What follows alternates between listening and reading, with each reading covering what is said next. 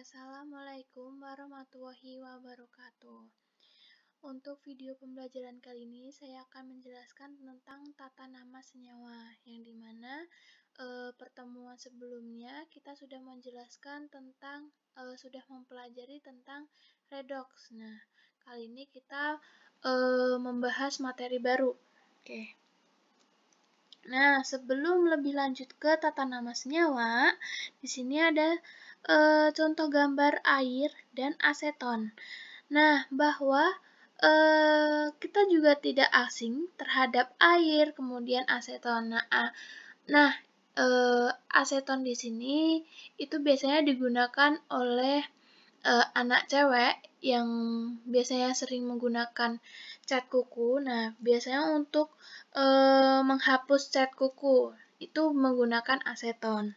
Nah, di sini air aseton itu adalah sebutan secara umumnya ya, yang mudah sekali kita pahami pada biasanya. Nah, tetapi dalam sekitar kita, ingat bahwa di sekitar kita itu tidak lepas dari yang namanya kimia. Nah, maka dari itu air maupun aseton sendiri itu memiliki unsur penyusun. Nah, unsur penyusun itulah yang memiliki namanya sendiri.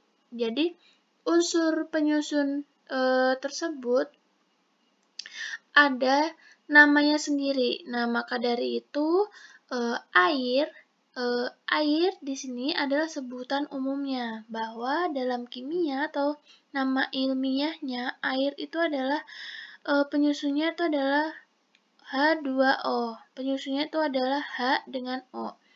Maka H2O ini dalam kimia itu bacanya apa? Seperti itu. Nah, maka akan kita bahas ke dalam senyawa tata nama senyawa. Oke. Lanjut. Nah, tata nama senyawa di sini ada dua, senyawa anorganik dan senyawa organik.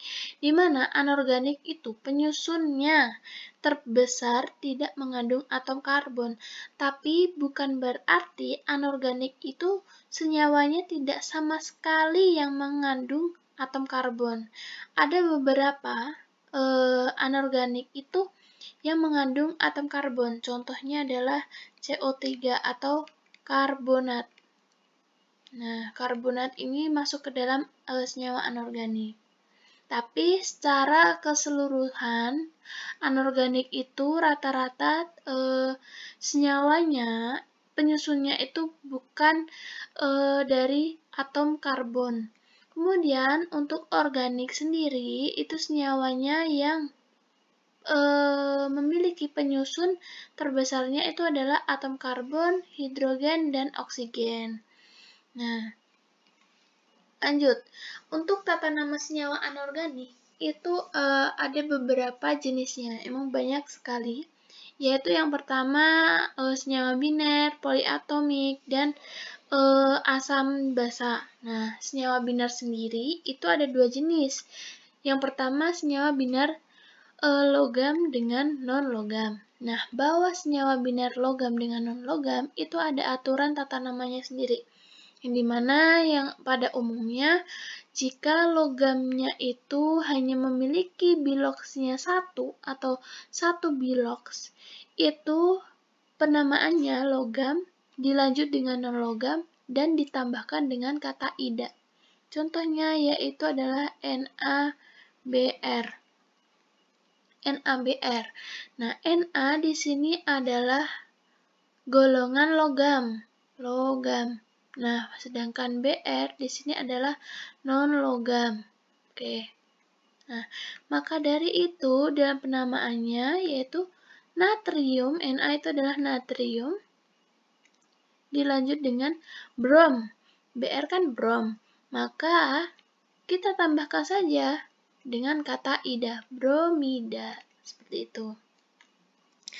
Ada lagi yaitu adalah Na2O. Nah, Na di sini kan tadi logam, maka kita tuliskan natrium O-nya ini adalah oksigen, maka kita tulis saja oks ditambah ida, oksida. Nah, seperti itu. Lanjut, untuk logam yang biloksnya lebih dari 1 nih. Nah, logam yang memiliki biloksnya lebih dari 1 itu nanti dalam penulisan logamnya itu disertai dengan angka Romawi. Nah, angka Romawi ini sesuai dengan biloks. Nah, bahwa ada contohnya logam yang biloksnya lebih dari 1 yaitu Cu. Nah, Cu kan biloksnya ada plus 1 dan plus 2. Misal, Cu yang biloksnya plus 1 menjadi senyawa biner itu adalah CuCl. Nah, CuCl, maka dari itu Cu-nya di sini kita tulis bahwa Cu sendiri dalam bahasa Inggrisnya kan cuprum.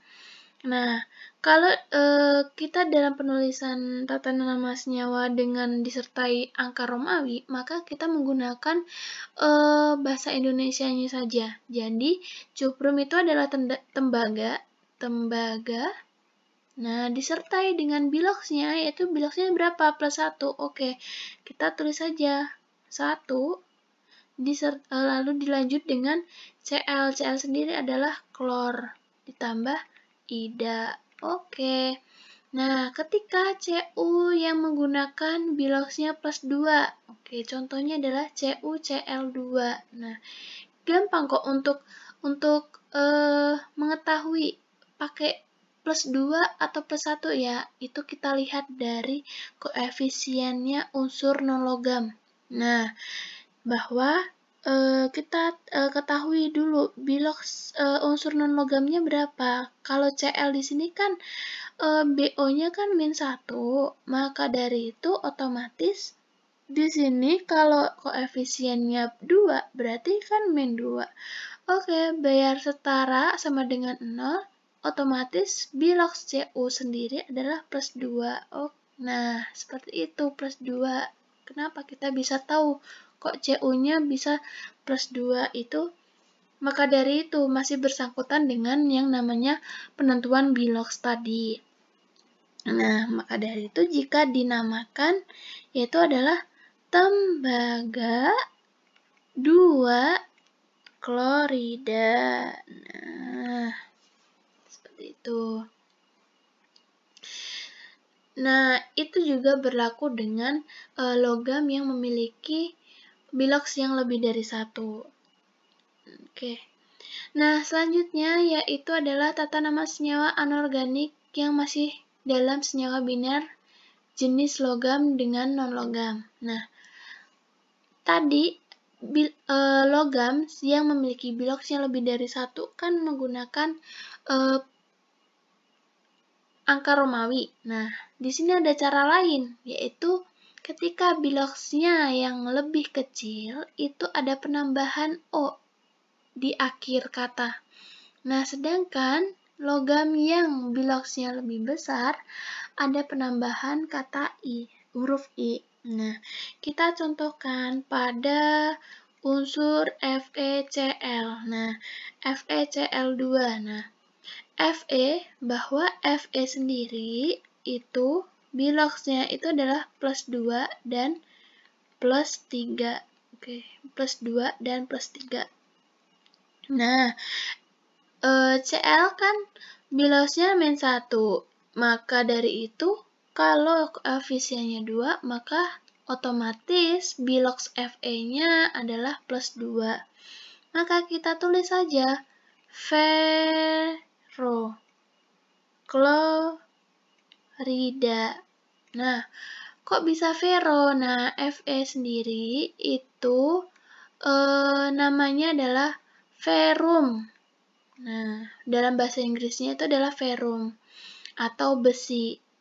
Oke, atau besi. Nah, maka kalau penamaannya dengan menggunakan akhiran O atau I itu menggunakan bahasa Inggrisnya. Sedangkan kalau pakai angka Romawi menggunakan bahasa Indonesianya. Seperti itu. Contohnya saja, kalau pakai blocksnya plus 3, oke, FeCl3. Nah, maka penamaannya yaitu ferriklorida. Nah, seperti itu. Masih ada contohnya lain. Nah, di LKS kalian bisa lihat contohnya pada logam yang biloksnya lebih dari 1 dan penamaannya itu ada penambahan O dan I-nya.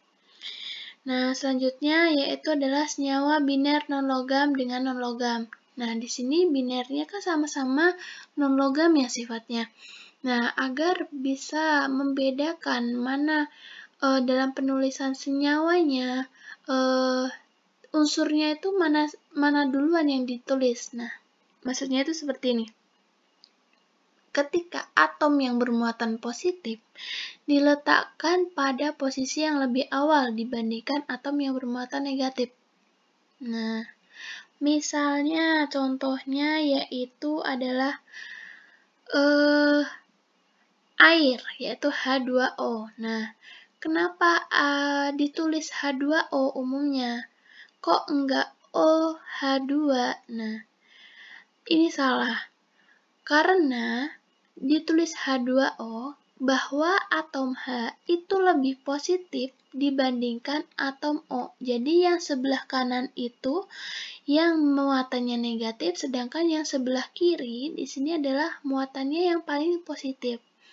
Maka yang positif didahulukan, ditaruh di depan. Maka dilanjut dengan atom yang bermuatan negatif. Contohnya lagi yaitu amonia. Amonia itu senyawanya adalah NH3. Kenapa nggak ditulis H3N? Nah, ini salah ya. Karena N itu lebih positif daripada H, atom H. Maka dituliskan NH3. Nah, penulisannya seperti itu. Nah, dalam aturan tata namanya, yaitu contohnya saya beri HCl. Nah, HCl di sini kan H itu adalah non-logam, Cl juga non-logam. Nah, maka dari itu dinamakan hidrogen klorida. Nah, seperti itu. Jadi yang lebih positif lebih dahulu dibandingkan yang negatif. Nah, lanjut.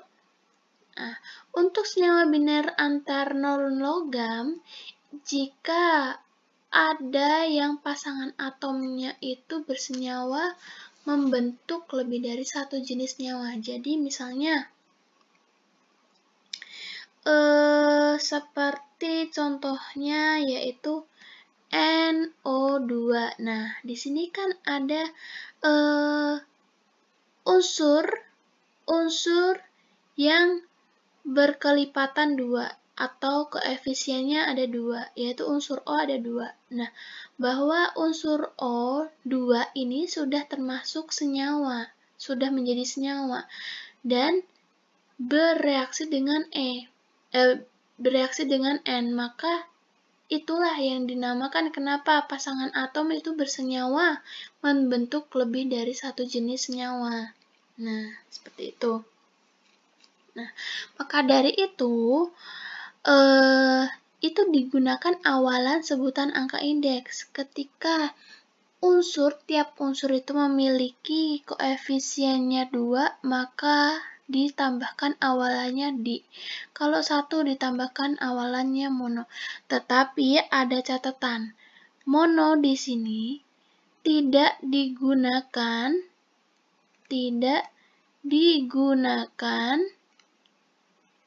untuk unsur yang terletak pada posisi awal.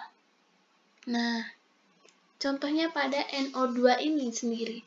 N di sini jumlahnya ada 1, maka kita tidak perlu menuliskan mono, tapi kita langsung aja tuliskan nama unsurnya, yaitu nitrogen. Nah, nitrogen. Dilanjut dengan non-logam selanjutnya, yaitu oksigen. Nah, oksigen di sini ada 2 jumlahnya, maka kita tambahkan dioksida. Nah, seperti itu. Contohnya lagi yaitu N2O5. Nah, N2O5 di sini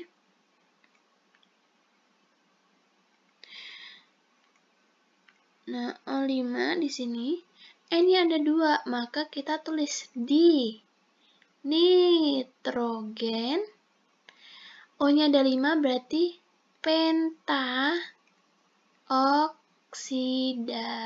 Seperti itu. Jadi, kalian perlu hafal ya dengan penamaan angka indeks. Seperti itu. Lanjut. Nah, senyawa poliatomik. Senyawa poliatomik di sini bahwa senyawa dikatakan poliatomik itu adalah senyawa yang mengandung ion-ion poliatomik. Ion poliatomik itu adalah ion yang terdiri dari 2 atau lebih atom yang saling berikatan, dan membentuk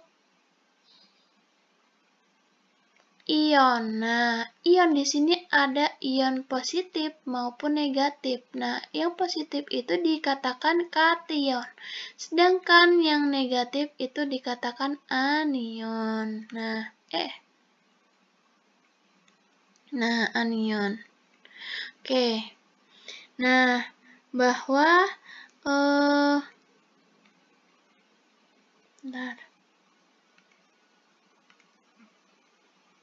adalah anion. Oke.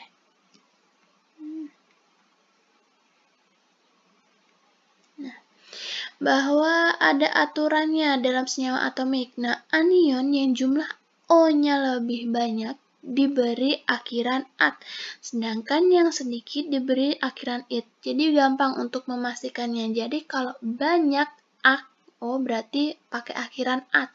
Kalau sedikit O berarti akhirannya it. Jadi mengikuti pengejaannya biar kalian nggak terlalu banyak penghafalannya gitu. Nah, contohnya ini yang dimaksud jumlah O-nya lebih banyak itu apa? Misal unsur S. Nah, unsur S ini bisa membentuk senyawa poliatomik. Nah, bisa membentuk 2 senyawa poliatomik, yaitu SO32- dengan SO42-. Nah, di sini O-nya yang paling sedikit adalah 3, maka kita namakan sulfit. Nah, karena sulfur, nah, jadi kita tambahkan it. Ingat bahwa senyawa poliatomik pada unsur O itu tidak disebutkan oksid, bukan kayak gitu ya. Bukan. Jadi memang tidak disebutkan. Jadi langsung saja unsur atau kation itu langsung saja disebutkan kationnya saja dan langsung diikuti dengan it atau at. Nah, contohnya SO4, maka sulfur, S itu adalah sulfur, berarti sul, O-nya ada 4, yang paling banyak berarti sulfat. Oke, seperti itu. Nah, contohnya seperti itu jika bergantung pada O yang lebih banyak atau yang lebih sedikit. Tetapi ada juga anion yang memiliki jumlah O-nya sampai 4. Nah, jumlah O-nya sampai 4 tuh yang kayak gimana? Contoh yaitu pada unsur Cl. Nah, unsur Cl ini bisa menjadi senyawa poliatomik 4, yaitu ClO-, kemudian ClO2-, kemudian ClO3-, dan yang terakhir adalah ClO4-. Jadi ini yang dimaksud kenapa jumlah O-nya sampai 4. Nah, dari dia bisa menjadi 4 senyawa poliatomik, yaitu berturut-turut dari O-nya itu secara keseluruhan itu ada 4. Nah, ClO-. Nah, O yang memiliki unsur O paling sedikit. Nah, itu diberi awalan hipo dan dengan akhiran it. Sedangkan yang paling banyak oksigennya diberi awalan per dan berakhiran dengan at, yaitu pada ClO-. Nah, itu kan paling sedikit O-nya, maka kita berikan hipo klorid. Nah, terus ClO2, berarti kita tidak perlu menggunakan hipo lagi, karena hipo digunakan hanya yang paling sedikit, paling minimal. Nah, paling minimal O-nya. Nah, kalau ClO2 berarti kita tulis klorid. Nah, sedangkan ClO3 berarti klorat, karena O-nya sudah mulai banyak. Sedangkan yang paling banyak oksigennya, paling maksimal oksigennya 4. Nah, berarti kita tambahkan saja per klorat. Seperti itu. Oke, lanjut. Nah, di sini saya menampilkan tabel ya. Nah, tabel di mana ada unsur yang memiliki senyawa poliatomik banyak. Nah, seperti contohnya tadi Cl, Br, kemudian N. Nah, itu nanti kalian bisa pelajari sendiri. Nah, terus selanjutnya ini adalah senyawa asam basa pada senyawa anorganik. Nah, dikatakan asam yaitu ketika senyawa yang mengandung ion H+ saat direaksikan ke dalam larutan. Contohnya, bahwa senyawa asam itu pada HCl. Nah, H di sini awalnya itu adalah H+. Ketika direaksikan dengan Cl, yaitu bahwa Cl di sini muatannya negatif. Jadi, setiap senyawa itu ada yang dinamakan dia muatan dapat bereaksi atau menjadi senyawa itu ketika dia saling bereaksi antara negatif dengan positif. Jadi bisa bereaksi gitu. Yaitu contohnya tadi yaitu H+ dengan Cl-. Nah, maka dinamakan, kita tambahkan saja, cukup tambahkan saja asam dilanjut dengan nama unsur belakangnya apa? Cl. Oh, berarti klor. Berarti ya udah klorida, klor. Kan masuk ke non logam. Jadi ya udah ditambahkan ida. Misal saja H2SO4. Nah, SO4 ini kan dari senyawa poliatom ya tadi ya. Nah, ya udah, bahwa H2 ini kan berawal dari H+. SO4 kan dari SO42-. Nah, maka cukup kita namakan saja asam sulfat. Nah, bahwa SO4 di sini tadi kan adalah sulfat. Nah, ya udah, cara penamaannya hanya sederhana seperti itu.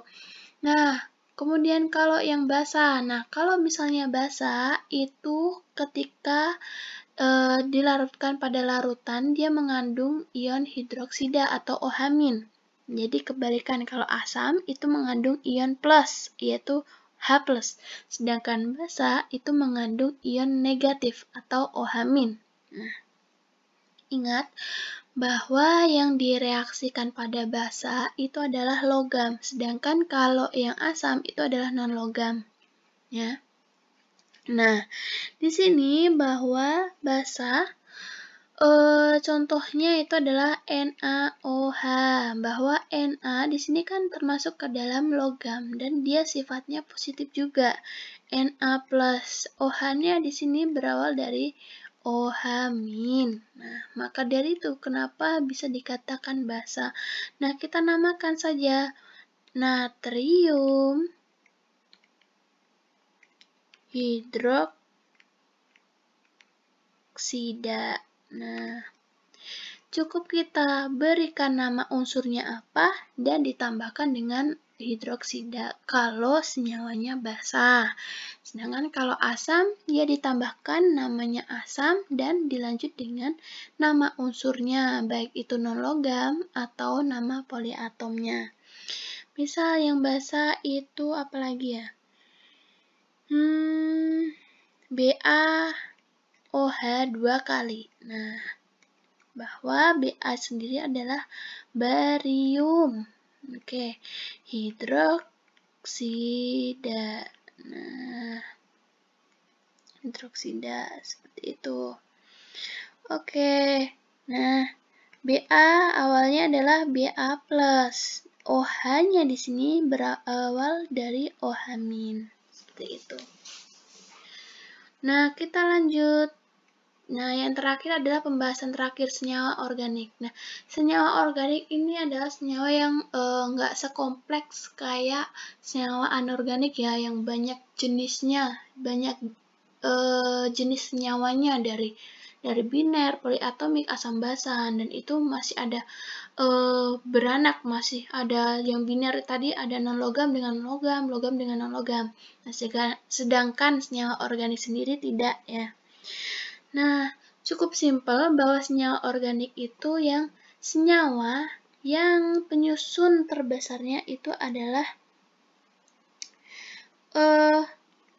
atom C, H, maupun O. Nah, tetapi pada senyawa organik sendiri itu menggunakan awalan sebutan angka indeks. Nah, itu berlaku pada jumlah atom saja. Nah, contohnya saja ya. Misal, jika senyawa yang jumlah atomnya 1, maka dinamakan metana. Jika senyawa organik yang jumlah atomnya ada 2, maka dinamakan etana. Seperti itu. Dan seterusnya sampai 10. Nah, begitu juga di sini senyawa organik itu ada beberapa jenis dan itu hampir sama. Kita cukup gunakan metana, etana, propana, dan itu. Nah, tapi kita perlu lihat bahwa yang dinamakan alkana masuk ke dalam alkana yaitu ketika saya berikan rumus senyawanya saja. Ini yang kalian mudah pahami saja ya, secara dasarannya. Bahwa senyawa organik ini akan dibahas secara mendalam pada kelas 12. Nah, antara kelas 12 atau kelas 11, saya agak lupa. Nah, jadi saya jelaskan secara sederhananya saja. Nah, contoh alkana sendiri yaitu CH4. Nah, di sini CH4 C-nya ada 1. Nah, dikatakan metana. Nah, karena C-nya ada 1. Oke, tapi ingat bahwa alkana jumlah H-nya itu jika C-nya ada 1, maka H-nya ada 4. Di sini yang membedakan itu adalah jumlah pada H-nya. Nah, berbeda dengan alkena, bahwa alkena itu dengan akhiran ena. Ini bergantung pada penamaannya ya. Alkana O berarti akhirannya ana. Alkena O berarti akhirnya ena. Seperti itu. Nah, jika contohnya ada senyawa C2H4. C2H4, C-nya ada 2, tapi kok H-nya ada 4. Oh, saya coba lihat rumus senyawanya. Dia masuk ke dalam rumus senyawa mana? Oh, ternyata masuk ke dalam rumus senyawa alkena. Maka dari itu, jika C-nya ada 2, maka dinamakan ET atau etena. Cuman dibedakan pada belakangnya saja. Begitu juga dengan alkuna. Nah, ini rumus senyawanya. CnH2n-2. Maka, jika contohnya C3H4, kok hanya ada 4, sedangkan C-nya ada 3. O berarti masuk ke dalam alkuna. O. Jika C-nya 3 berarti propana. Awalnya propana karena dia hanya ada 4. O berarti masuk ke dalam alkuna. Berarti tinggal diganti belakangnya una. Berarti menjadi propuna. Seperti itu. Sama dengan halnya dengan alkohol. Nah, rumus nyawanya seperti ini. Nah, seperti itu. Hanya saja kalau alkohol itu ada penambahan atom O. Nah, maka dari itu kenapa senyawa organik itu senyawa penyusunnya itu paling terbesar itu adalah CH dan O. Seperti itu. Sama halnya dengan alkana, alkanal, alkanon, dan alkanoat. Itu jadi bergantung pada kalian melihat rumus senyawanya. Oke. Nah, mungkin sampai di sini penjelasan saya. Apabila masih ada yang belum dipahami terkait video pembelajaran yang sudah saya buat, silakan kalian menghubungi saya melalui chat, boleh. Nah, nanti saya akan bantu kalian agar kalian untuk lebih paham lagi. Nah, mungkin cukup sampai di sini penjelasan saya. Assalamualaikum warahmatullahi wabarakatuh.